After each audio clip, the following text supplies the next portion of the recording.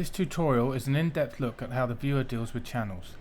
These three drop-downs here allow us to view different layers and channels. A layer is a collection of channels and purely for organisational purposes. We're all used to the RGBA layer, which is the default layer. A layer or channel set, as it's sometimes called, can hold 1 to 4 channels. These drop-downs are only going to change what's in the viewer and not the pixels in the stream. So if we start simple, here we can see this is the default set of layers. So we can see that we've got RGB, RGBA and alpha. So that might seem a little bit confusing at the beginning because RGBA contains all of them, so why do we have two others? Well, if I use a Bezier, this might help. So if I get a Bezier here, keyboard shortcut P, set it to the layer RGBA. So now if I draw this Bezier, and now using the channel selector, we can look at each and every one of the channels. So in the red channel, the Bezier exists. In the green, the blue, and the alpha, it exists. So go back. So if I'd actually just wanted to draw in the alpha, I could have gone along here and said, out of this layer, don't draw in this channel or this one, but only in the alpha, and that would have given me what I wanted. It's just for convenience that instead of 1, 2, 3 clicks, we could do it with 1 click and say, just go into the layer alpha, which only contains that one channel. Gives me the same thing. So it's just a matter of convenience. While we're looking at it in its default state, this drop down here only shows what's available in this Nuke generated image. Now if we look here, we can see in other layers there are other layers that are available in the script and they happen to live here, but we couldn't operate on them because they're not in that stream. So the viewer is only going to show you what you can operate on. So now let's look at the EXR. Let's get rid of that.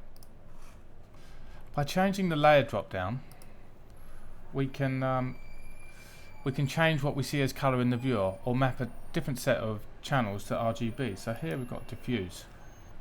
The viewer will now display the combined red, green and blue channels of the diffuse layer. So we can authenticate that.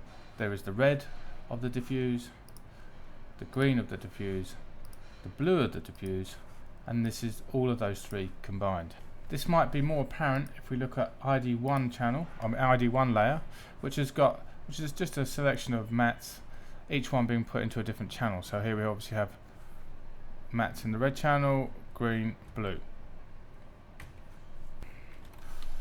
Notice how the viewer node also updates with the particular layer we're looking at. So if we change this to specular, we see that that now updates with that as well.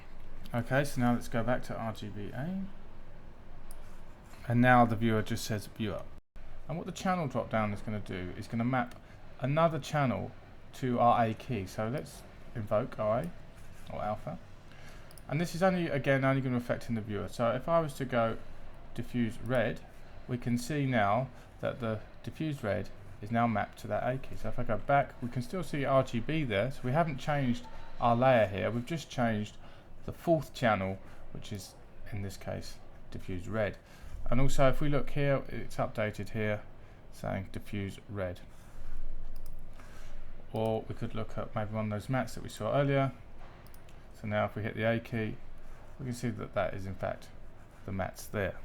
Let's go back, so put it back where you want it. So again, that's how we read here. RGBA is the channel, or the layer set, sorry, the layer. That brings us on now to the channel selector.